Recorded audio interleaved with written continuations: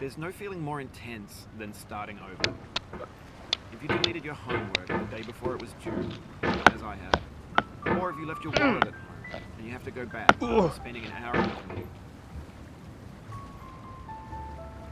If you won some money at the casino and then put all your winnings on red, but it came up black. If you got your best shirt dry cleaned before a wedding and then immediately dropped food on it. If you won an argument with a friend and then later discovered that they just returned to their original form. Starting over is harder than starting up. If you're not ready for that, like if you've already had a bad day, then what you're about to go through might be too much. Feel free to go away and come back. I'll be here.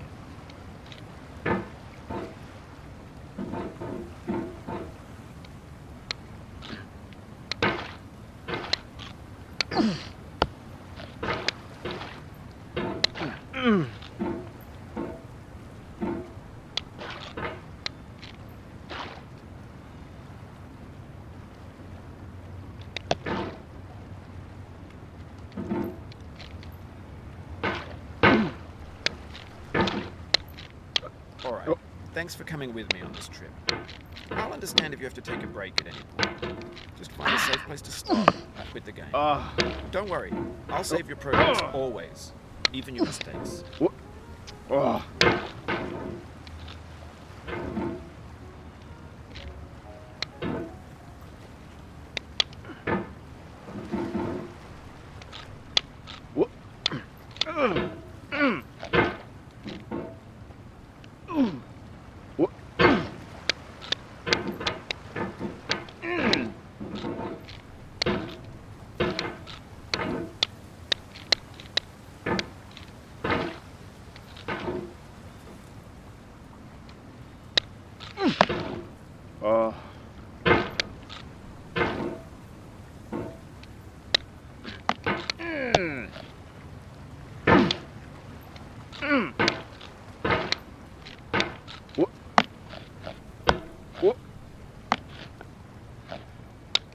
This game is a homage to a free game that came out in 2002, titled Sexy Hiking.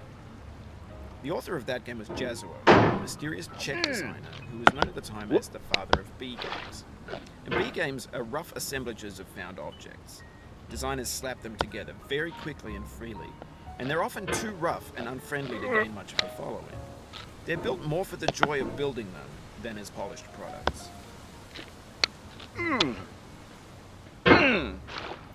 In a certain way, Sexy Hiking is the perfect embodiment of the game. It's built almost entirely out of found and recycled parts. It's one of the most unusual and unfriendly games of its time.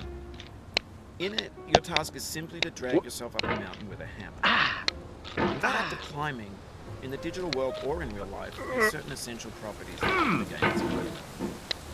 No amount of forward progress is guaranteed. Some cliffs are too sheer or too slippery. The player is constantly, unremittingly in danger of falling and losing everything. Anyway, when you start Sexy Hiking, you're standing next to this dead tree that blocks the way to the entire rest of the game.